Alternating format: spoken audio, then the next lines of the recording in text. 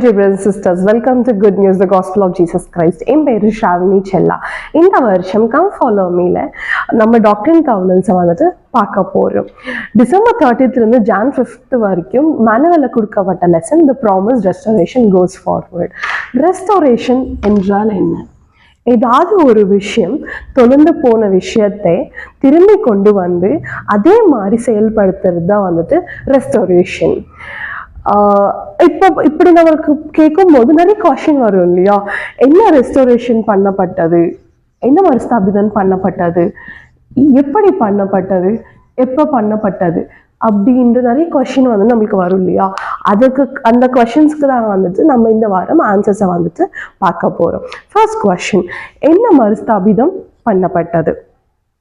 என்ன மறுஸ்தாபிதம் பண்ணப்பட்டதுன்னா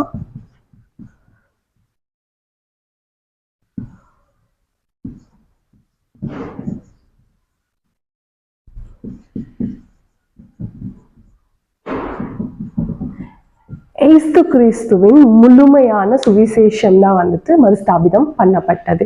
அவர் இந்த உலகத்துல இருக்கும்போது அவரோட சுவிசேஷத்தை வந்துட்டு ஒரு முறைப்படி அவர் எடுத்துட்டு போனாரு. ஃபர்ஸ்ட் அவரோட 12 சிஷ்யரங்களை வந்துட்டு தேர்ந்தெடுத்தாரு, அவங்களுக்கு ஆசரித்துவம் கொடுத்தாரு.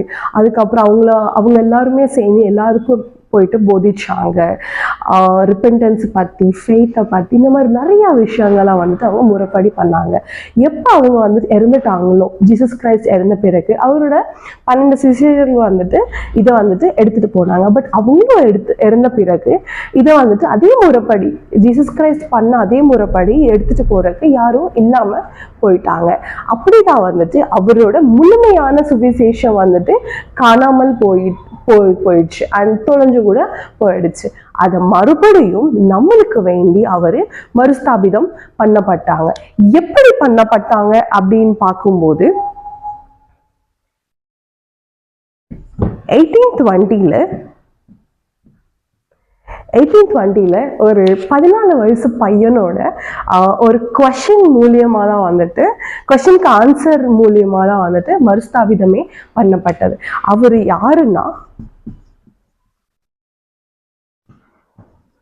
Joseph Smith. அவர் யாருன்னா ஜோசப் ஸ்மித்.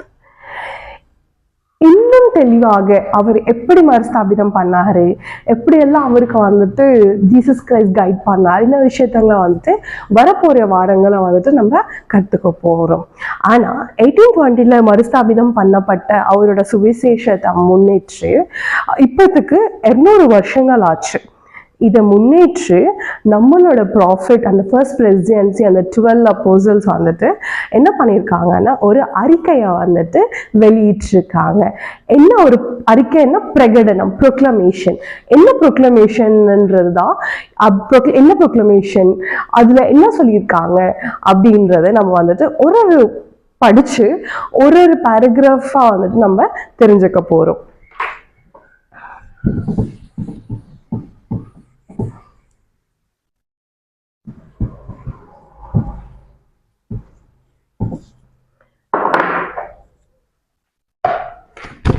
அந்த அறிக்கையோட பேர் என்ன என்றால்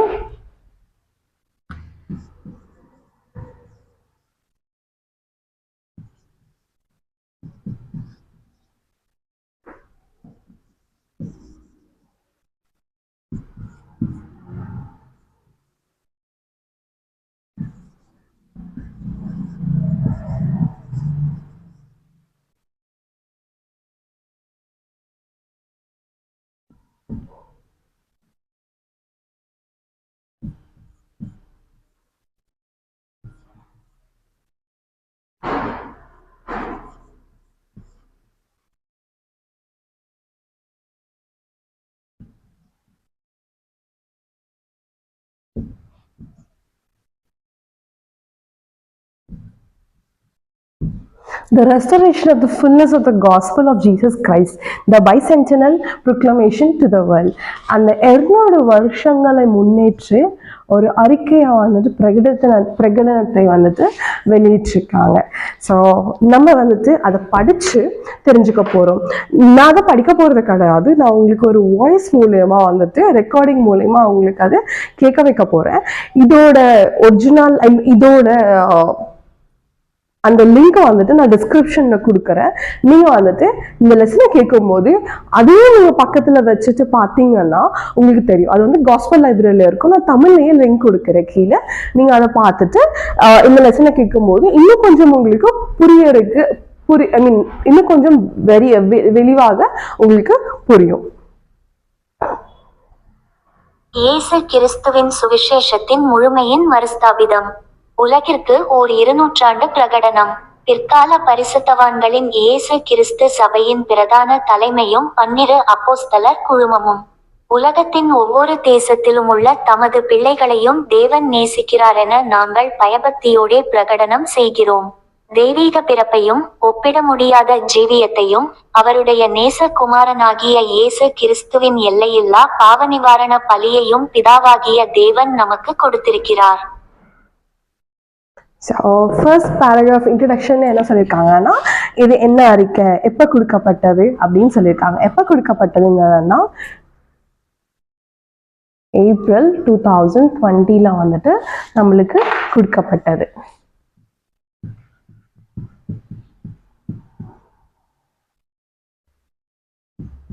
இந்த 200 இயர்ஸ்க்கு முன்னேற்று கொடுக்கப்பட்டது. ஸோ இதில் ஃபர்ஸ்ட் பேராகிராஃப்லேயே அவங்க வந்துட்டு ரொம்ப வெளிவாக ரொம்ப எவ்வளோ சொல்கிறது ப்ரீஷியஸாக வந்துட்டு என்ன சொல்லியிருக்காங்க அப்படின்னா, கடவுளோட அன்பை பற்றி தான் வந்துட்டு சொல்லியிருக்காங்க.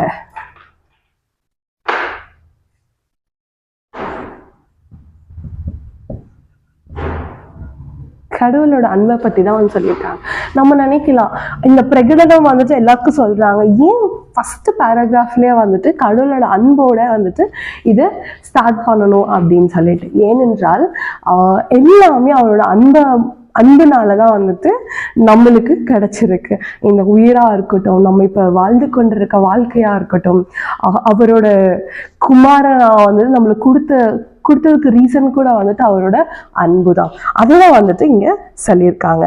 அவரோட அன்பு வந்துட்டு எல்லாருக்குமே சமம். அண்ட் அவரு எல்லாருமே இந்த உலகத்துல இருக்கிற எல்லா மூலையில இருக்கிற மனுஷங்களையும் அவரோட குமாரனையும் குமாரத்தையும் எல்லாத்தையுமே வந்துட்டு அவரு நேசிக்கிறாரு. அதனாலதான் அவரோட பையனான ஜீசஸ் கிரைஸ்ட வந்து நம்மளுக்கு வேண்டி இந்த உலகத்துக்கு அனுப்பிச்சு அவரோட அட்டோன்மெண்ட் பண்ண வச்சிருக்காரு. அந்த அட்டோன்மெண்ட் மூலியமா நம்ம பாவ மன்னிப்பை பெற்று நம்ம திரும்பி அவர்கிட்ட போறதுக்கு அவர் வழியை கூட வந்துட்டு அவரு நம்மளுக்கு வேண்டி ரெடி பண்ணி வச்சிருக்காரு. அண்ட் ஜீசஸ் கிரைஸ்ட் வந்து இந்த உலகத்துக்கு வந்து நம்மளுக்கு வேண்டி நம்ம பாவத்தையெல்லாம் அவர் மேல எடுத்து மறித்து திரும்பி வந்துட்டு அவர் 3ஆம் நாள் உயிர்த்தெழுந்து மரணத்தின் மேல கூட அவர் வந்துட்டு ஜெயத்தை வந்துட்டு பெற்றிருக்காரு. அண்ட் அவர் வந்துட்டு நம்மளோட ரட்சிப்பர் அண்ட் நம்மளுக்கு ஒரு மார்க்கதர்சியா நம்மளுக்கு ஒரு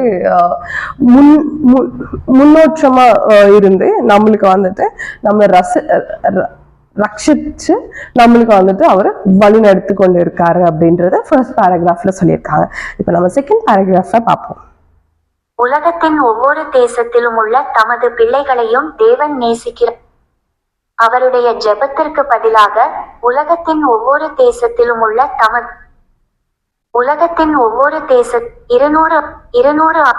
200 ஆண்டுகளுக்கு முன் 1820 ஆண்டில் ஒரு அழகான வசந்தகால காலையில் இளம் ஜோசப் ஸ்மித் எந்த சபையில் சேருவதென்பதை அறிய நாட்டின் நியூயார்க்கின் புறநகரில் அவருடைய வீட்டிற்கருகில் உள்ள காட்டுக்கு ஜெபிக்க சென்றார்.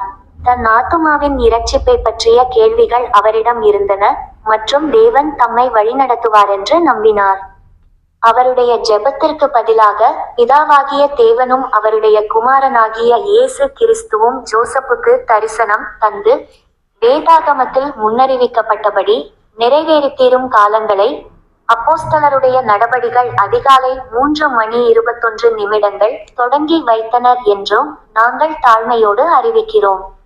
இந்த தரிசனத்தில் முதல் அப்போஸ்தலர்களின் மரணத்தை தொடர்ந்து கிறிஸ்துவின் புதிய ஏற்பாட்டு சபை பூமியிலிருந்து காணாமற் போனது என்பதை அவர் அறிந்தார்.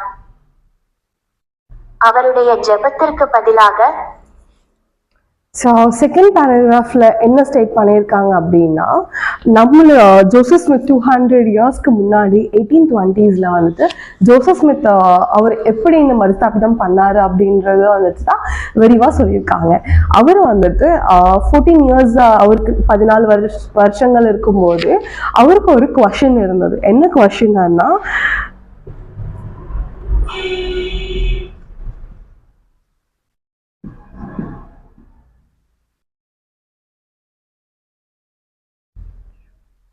அவர் இருக்கும்போது அவர் ஒரு கிறிஸ்டியன் ஃபேமிலி தான் பிறந்தாரு.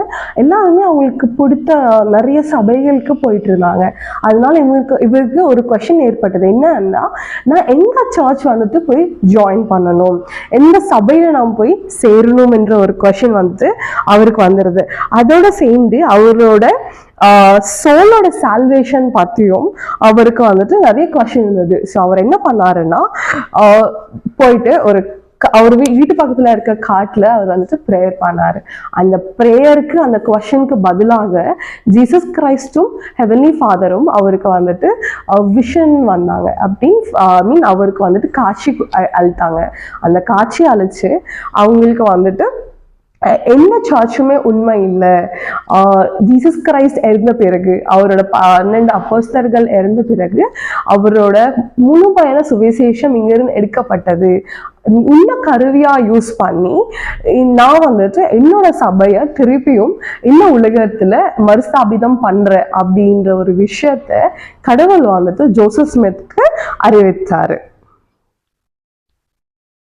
அவருடைய ஜெபத்திற்கு பதிலாக பிதாவாகிய தேவனும் அவருடைய குமாரனாகிய இயேசு கிறிஸ்து பிதா மற்றும் குமாரனின் வழிகாட்டுதலின் கீழ் ஜோசப்புக்கு அறிவுறுத்தவும், இயேசு கிறிஸ்துவின் சபையை மறுபடியும் நிறுவவும் பரலோக தூதுவர்கள் வந்தார்களென்று நாங்கள் உறுதியளிக்கிறோம். பாவங்களின் மன்னிப்புக்காக முழுக்க ஞான ஸ்நானம் கொடுக்கும் அதிகாரத்தை உயிர்த்தெழுந்த யோவான் ஸ்நானன் மறுஸ்தாபிதம் செய்தான். முதல் 12 அப்போஸ்தலர்களில் மூவரான பேதுரு, யாக்கோபு மற்றும் யோவான் அப்போஸ்தலத்துவத்தையும் ஆசாரியத்துவ அதிகாரத்தின் திறவுகோல்களையும் மறுஸ்தாபிதம் செய்தார்கள். மரணத்தை கடந்த நித்திய உறவுகளில் குடும்பங்களை என்றென்றும் ஒன்றாக இணைக்க அதிகாரத்தை மறுஸ்தாபிதம் செய்த எலியா உள்ளிட்ட பிறரும் வந்தனர். ஸோ இந்த பேராகிராஃப்ல என்ன சொல்லியிருக்காங்கன்னா, நம்ம வந்துட்டு ரெஸ்டோரேஷன் எப்படி நம்ம பார்த்தோம், கடவுளோட அன்பு எப்படிப்பட்டது, ஜோசப் ஸ்மித்துக்கு எப்படி கொஷின்ஸ் வந்துச்சு, அண்ட் எப்படி அப்போஸ்டசி அப்படின்னா அவரோட முழுமையான சுவிசேஷம் எப்படி தொலைஞ்சு போச்சுன்னு பார்த்தோம். எப்படி ரெஸ்டோரேஷன் பண்ணதுன்னா நம்ம இப்போ இந்த பேராகிராஃப்ல சொல்லியிருக்காங்க. என்ன சொல்லியிருக்காங்கன்னா, ரெஸ்டோரேஷன் வந்துட்டு கடவுளோட heavenly father and Jesus Christ வந்துட்டு ஜோசப் ஸ்மித்க்கு ஃபுல் இன்ஸ்ட்ரக்ஷன்ஸ் கொடுத்து வந்துட்டு ரீஎஸ்டாப்ளிஷ் பண்ணியிருக்காங்க. என்ன ரீஎஸ்டாப்ளிஷ் பண்ணியிருக்காங்கன்னா, அவரோட சர்ச்சை, அவரோட சுவிசேஷத்தை வந்துட்டு மறுபடியும் பண்ணியிருக்காங்க. ஜோசப் ஸ்மித் ஜீசஸ் கிரைஸ்ட் இருக்கும்போது அவர் எப்படி 12 அப்போஸ்தலர்களை சூஸ் பண்ணி அவங்களுக்கு வந்து ஆசாரித்துவத்தை கொடுத்தாங்களோ அதே மாதிரி தான் வந்துட்டு ஜோசப் ஸ்மித்க்கும் வந்துட்டு ஆசாரித்துவத்தை வந்துட்டு கொடுத்தாங்க. நம்ம ஜான் த பேப்டிஸ்ட் வந்துட்டு பேப்டிசம் கொடுக்கறதுக்கு அத்தாரிட்டி அதோட அதிகாரத்தை அவர் வந்துட்டு வச்சிருந்தாரு. அவருக்கு அப்புறம் திரும்பியும் அவரே வந்துட்டு ஏஞ்சலா வந்து இவங்களுக்கு ஜோசப் ஸ்மித்க்கு பேப்டிசம் கொடுக்கறதுக்கு அதிகாரத்தை கொடுத்தாங்க. அண்ட் ஆசாரித்துவத்தையும் வந்துட்டு அவங்களுக்கு பீட்டர், ஜேம்ஸ் அண்ட் ஜான் அவரை தேர்ந்தெடுத்த ஜீசஸ் கிறிஸ்து தேர்ந்தெடுத்த 12 அப்போஸ்தலருக்கு அந்த தலைமையான அப்போஸ்தலர்ஸ் 3 பேர் பீட்டர், ஜேம்ஸ் அண்ட் ஜான் கூட வந்துட்டு பிரீஸ்ட்ஹுட் அப்படின்னா ஆசாரித்துவத்தோட அந்த அதிகாரத்தையும் கொடுக்கப்பட்டது ஜோசப் ஸ்மித்க்கு. அதுக்கப்புறம் எலிஜா வந்துட்டு இந்த குடும்பத்துக்கு வந்துட்டு இந்த உலகத்திற்கு மட்டும் இல்லாம நித்தியத்துக்கும் இருக்கிற அந்த சீலிங் பவரை கூட வந்துட்டு அவருக்கு கொடுத்தாங்க. இந்த மாதிரி இன்னும் நிறைய ப்ராஃபிட்ஸ், நிறைய ஏஞ்சல்ஸ் வந்துட்டு அவருக்கு வந்து கொடுத்து அந்த அதிகாரத்தை கொடுத்து அந்த அதிகாரம் மூலியமா வந்துட்டு ரெஸ்டோரேஷன் வந்துட்டு முழுமையாக அது வந்துட்டு இந்த காலத்துல 1820 இருந்து இப்போ வரைக்குமே வந்துட்டு நம்மளுக்கு வேண்டி கடவுள் வந்துட்டு மறுஸ்தாபிதம் பண்ணியிருக்காங்க. இதை பத்தி எப்ப கொடுத்தாங்க, எப்படியெல்லாம் கொடுத்தாங்க, இன்னும் வரப்போற சாப்டர்ஸ்ல ஃபுல்லா இதை பத்தி நம்ம வந்துட்டு பார்க்க போறோம். Next paragraph.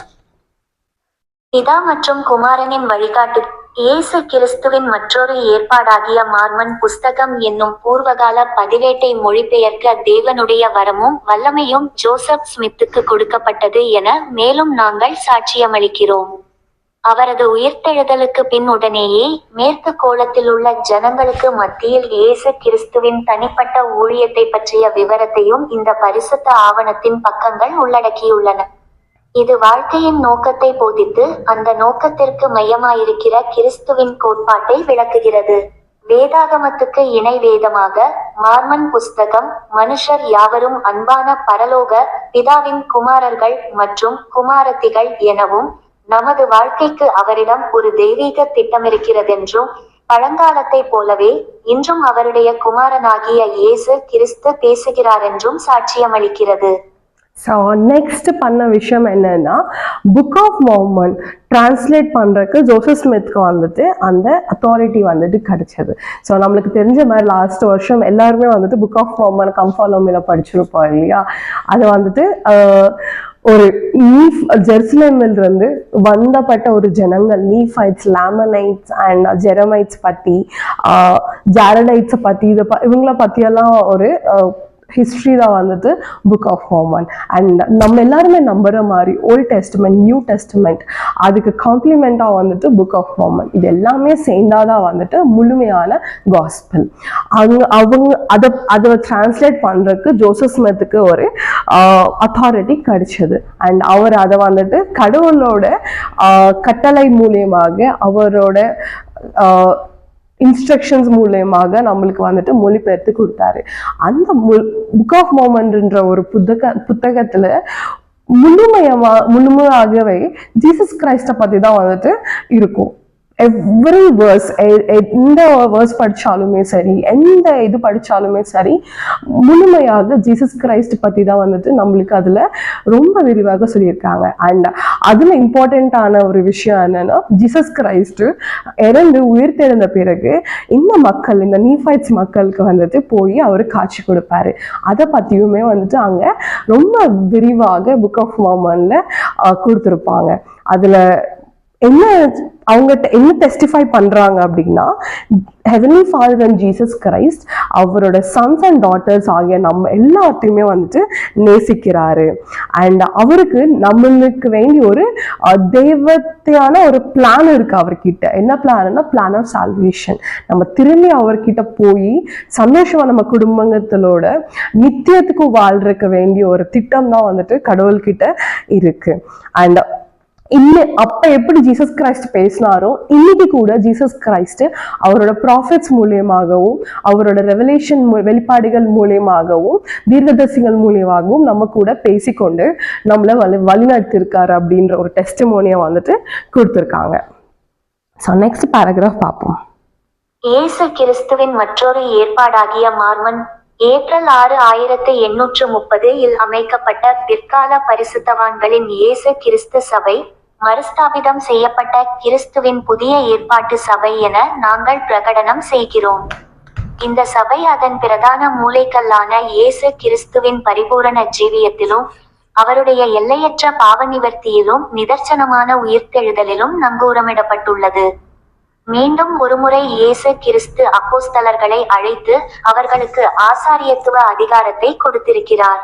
பரிசுத்த ஆவியையும் இரட்சிப்பின் நியமங்களையும் பெறவும் நிலையான சந்தோஷத்தை அடையவும் அவரிடத்திலும் அவருடைய சபையினிடத்திலும் வர நம் அனைவரையும் அவர் அழைக்கிறார். பிதாவாகிய தேவனாலும் அவருடைய நேச குமாரனாகிய இயேசு கிறிஸ்துவாலும் இந்த மறுஸ்தாபிதம் ஆரம்பிக்கப்பட்டதிலிருந்து இப்போது 200 ஆண்டுகள் கடந்துவிட்டன. இந்த தீர்க்க தரிசனம் உரைக்கப்பட்ட நிகழ்வுகள் குறித்த அறிவை உலகம் முழுவதிலும் உள்ள மில்லியன் கணக்கானோர் தழுவிக்கொண்டுள்ளனர். ஸோ இந்த பேராகிராஃபில் என்ன எக்ஸ்பிளைன் பண்ணுறாங்கன்னா, அவரோட ஜீசஸ் கிரைஸ்ட் இந்த உலகத்தில் இருக்கும்போது எப்படி அவர் சர்ச்சை வந்துட்டு அவர் மறுஸ்தாபிதம் பண்ணாரோ, எப்படி நியமித்தாரோ, அதே மாதிரியும் ஜோசப் ஸ்மித் மூலியமாக நம்மளுக்கு வந்துட்டு அவரோட சர்ச், உண்மையான சர்ச் வந்துட்டு ரிஸ்டோர் பண்ணப்பட்டது. எப்படி 12 அப்போஸ்தலர்களை வந்து சூஸ் பண்ணாங்களோ, இப்போவும் நம்மளுக்கு 12 அப்போஸ்தலர்கள் இருக்காங்க. எப்படி ஆசீர்வாதத்துவம் அந்த அப்போஸ்தலருக்கு கொடுக்கப்பட்டதோ, அவங்களே வந்து நம்ம ப்ராஃபிட்ஸ்க்கு ஜோசப் ஸ்மித்க்கு வந்துட்டு ஆசாரித்துவம் கொடுக்கப்பட்டது. அண்ட் இந்த மாதிரி அவரோட உண்மையான சர்ச் வந்துட்டு இந்த உலகத்துல April 6th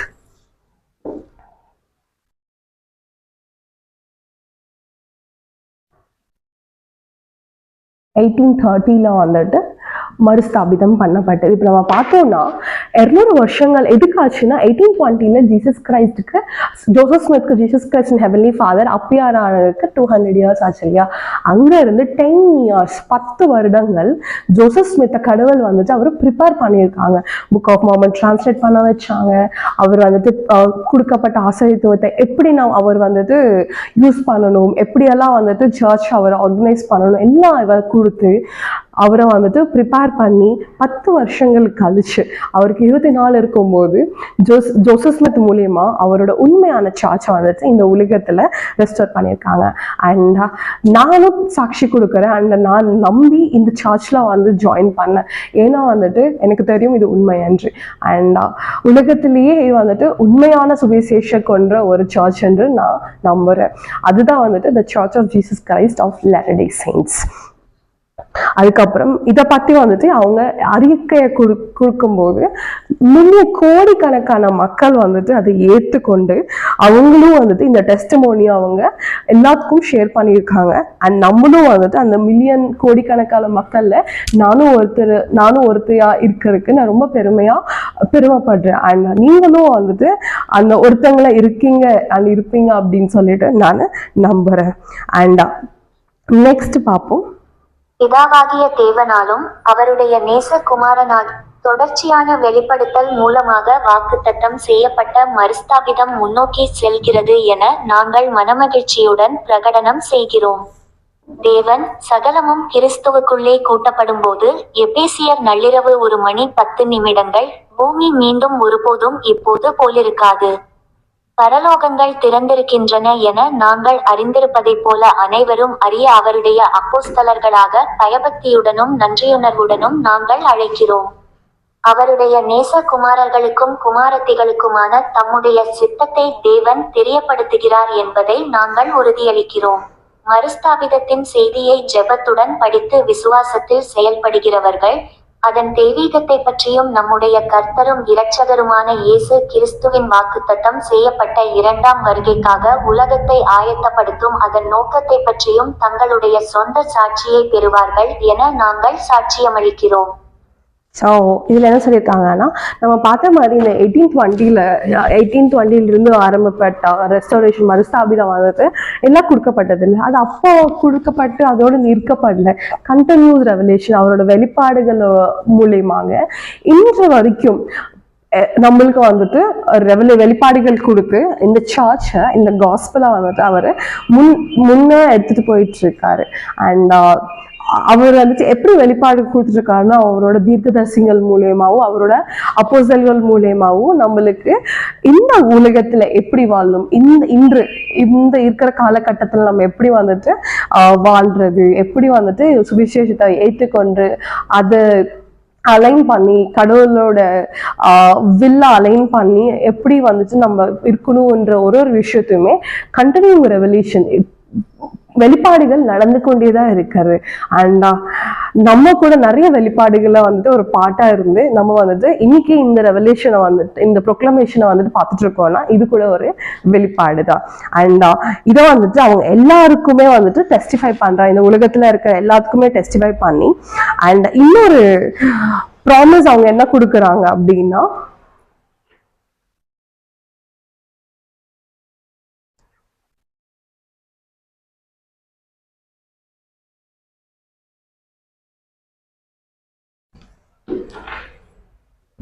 பரலோகத்தின் டோர் வந்துட்டு இன்னும் ஓப்பனா இருக்கு நம்மளுக்கு வேண்டி. ஏன்னா அது ஒரு பிளெஸிங் இல்லையா. ஹெவன் எப்பவுமே ஓப்பனா இருந்தா தான் நம்மளுக்கு எல்லா பிளெஸிங்ஸும் வரும். நம்மளை காப்பாத்தி நம்மளை வந்துட்டு வழிநடத்த வெளிப்பாடுகளுமே வரும். ஸோ ஹெவன்ஸ் வந்துட்டு எப்பவுமே ஓப்பனா இருக்கும். அண்ட் அவங்க வந்துட்டு எல்லாருக்கும் ஒரு இன்விடேஷனும் கொடுக்குறாங்க. என்ன இன்விடேஷன்னா, இந்த அறிக்கையை இந்த பிரகடனத்தை வந்துட்டு எல்லாருமே வந்துட்டு ப்ரேயர் பண்ணி படிச்சு இது உண்மை என்று அவங்களுக்கு நம்மளா வந்துட்டு சாட்சியம் நம்ம பெற்றாதான் வந்துட்டு நம்ம முழுமையாக அவரை வந்துட்டு ஏற்றுக்கொண்டு நம்மள விசுவாசத்தை வளர்த்து கொண்ட மாதிரி இருக்கும். அண்ட் அவங்க இன்விடேஷனும் அதை கொடுக்குறாங்க. நம்ம வந்துட்டு இந்த உலகத்துக்கு வந்த பர்பஸ் என்ன, இந்த உலகத்துல வந்துட்டு நம்ம எப்படி இருக்கணும், எப்படி திரும்பி அவருக்கு போகணும், அவரோட பிளான் ஆஃப் சால்வேஷனா இருக்கட்டும், அவரோட திட்டமா இருக்கட்டும், எல்லாத்தையும் வந்துட்டு நம்மளுக்கு இந்த ரெவலேஷன் அண்ட் ரெஸ்டரேஷன் மூலியமா தான் நம்மளுக்கு வந்துட்டு கொடுக்கப்பட்டது. அண்ட் நம்மளும் ஒரு உண்மையான விஷயம் அப்படின்னு என்ன என்றால், heavens are open, always open. சொர்க்கத்தின் டோர்ஸ் வந்துட்டு நம்மளுக்கு வேண்டி எப்பவுமே ஓப்பனா இருக்கும். நம்ம ப்ரேயர் பண்ணி உண்மையா கேட்டோம்னா கண்டிப்பா நம்மளுக்கு வந்துட்டு ஆன்சர்ஸ் கிடைக்கும். ஸோ இந்த முழுமையான ரெஸ்டோரேஷனே வந்துட்டு ஒரு 14 வயசு பையனோட ப்ரேயர் மூலியமா தான் வந்துட்டு ரெஸ்டோரேஷன் பண்ணப்பட்டது. அவரோட முழுமையான காஸ்பலே வந்துட்டு அவரை நம்பிதான் வந்துட்டு கொடுக்கப்பட்டது. அண்ட் இது எல்லாமே எனக்கு உண்மை என்று தெரியும். நெக்ஸ்ட் கிளாஸ்ல நம்ம வந்துட்டு டாக்டரின் கவுன்சில்ஸ்குள்ள போயிட்டு டாக்டரின் கவுன்சில்ஸ் என்ன, அது எப்படி கொடுக்கப்பட்டாங்க அந்த விஷயத்த ஒரு இன்ட்ரடக்ஷனை வந்துட்டு பார்த்துட்டு அதுக்கப்புறம் நெக்ஸ்ட் வீக் கிளாஸ்க்குள்ள நம்ம போகலாம். ஸோ இந்த வாரம் கிளாஸ்ல த proclamation restoration of the fullness of the gospel of the Jesus Christ proclamation வந்துட்டு எனக்கு தெரியும் அவரோட முழுமையான காஸ்பல் மறுபடியும் மறுஸ்தாபிதம் பண்ணப்பட்டது அப்படின்ட்டு. உங்களுக்கும் அதை தெரிஞ்சுக்கொள்ளணும்னா நீங்களும் வந்துட்டு அந்த அறிக்கையை, அந்த பிரகடனத்தை வந்துட்டு படிச்சு உண்மையான ஒரு நோக்கத்தோட கடவுளை கேட்டீங்கன்னா கண்டிப்பா அவர் வந்துட்டு நம்மளை கைட் பண்ணி நம்மள அதை தெரிஞ்சுக்கொண்டிருக்க வேண்டி நம்மளுக்கு ஹெல்ப் பண்ணுவாரு. And I know the things which our shared is true. In the name of Christ, I share. Amen. இன்னும் உங்களுக்கு ஏதாவது கொஸ்டின்ஸ் எல்லாம் இருந்தால் நீங்கள் கமெண்ட் பாக்ஸில் நீங்கள் போஸ்ட் பண்ணுங்க. கண்டிப்பாக நான் வந்துட்டு எனக்கு தெரிஞ்ச மாதிரி நான் கண்டிப்பாக ஆன்சர் பண்ணுறேன். அண்ட் இது எல்லாமே வந்துட்டு நான் யாருக்கும் சொல்லிக் கொடுக்கணுன்ட்டு கிடையாது. எனக்கு நான் படிக்கிற விஷயங்கள் அண்ட் எனக்கு பிடிச்ச விஷயங்கள், நான் நம்புகிற விஷயங்கள், நான் சாட்சியமாக வந்துட்டு பகிர்ந்து கொள்கிற விஷயங்களை தான் வந்துட்டு நான் உங்க கூட ஷேர் பண்ணுறேன். Thank you.